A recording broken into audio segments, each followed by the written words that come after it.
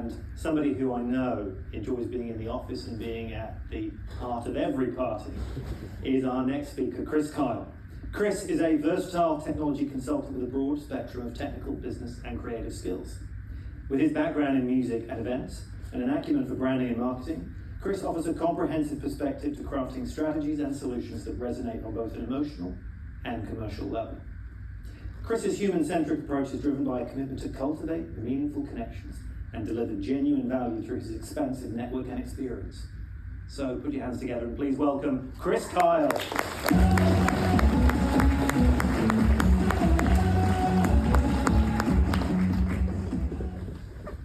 I want you guys to imagine that you're at your favorite event or conference. There's an electric buzz of anticipation in the air and there's smiling faces all around. Look at the person next to you and feel a connection. Now imagine if coming into work every day felt like this. Growing up, I fell in love with computers from a young age. I joined a graphics coding club, I wrote my own games, and I spent the majority of my teenage years as an introverted computer nerd. Luckily for me though, I had an older and much cooler brother and sister. In fact, my brother Andrew was a mobile disco DJ, quite the badge of honor back then. I remember him borrowing my long-suffering father's prize amplifier for his gigs, by no means improving my dad's already dim view of any kind of music with a beat. You see, Dad was a bassophobic, and unfortunately for him, my brother's early attempts at DJing were a real influence on me.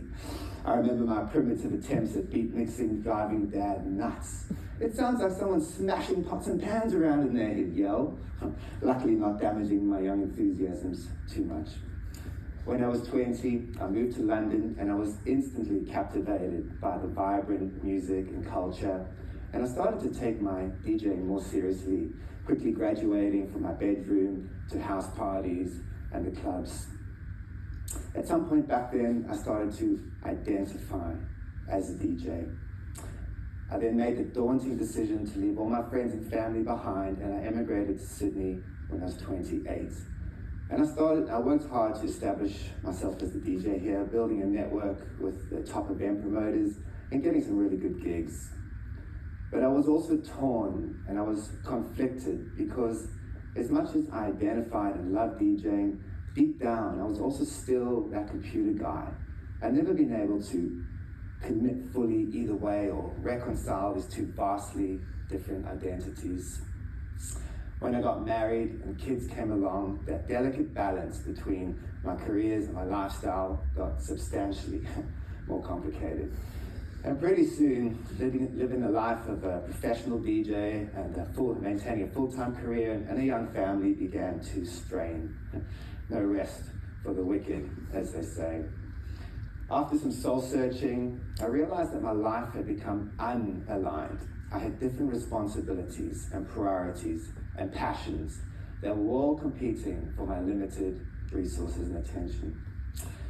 While my love of music and events remained undiminished, I had to come to terms with my new reality. And I found it hard, but I also had to admit if I was going to go all in, I should have done it already. Was it fear of the unknown, or did I just not want it as badly enough? I needed a new identity with new passions and new purpose. But whether passion fuels your purpose or the other way around, there's no doubt that action breeds clarity. And so I started journaling and meditating, and I hooked up with a life coach. And I came to a few conclusions, one of which is that a fulfilling life is kind of like a good song. There's rhythm, just like our routines, and there's tension and release, just like our moods and emotions, and there's harmony, just like our relationships, well, hopefully. And then I thought, well, if there's a formula to writing a hit song, might there also be a formula for a successful life? Let me say that maths is not my strong point. But if there was, I thought it might look something like this, where passion and purpose fuel our potential, where skills is our ability and knowledge to act, and focus is the time we have to dedicate. But just remember, as focus is such a precious and finite resource, it's also our dividing. factor.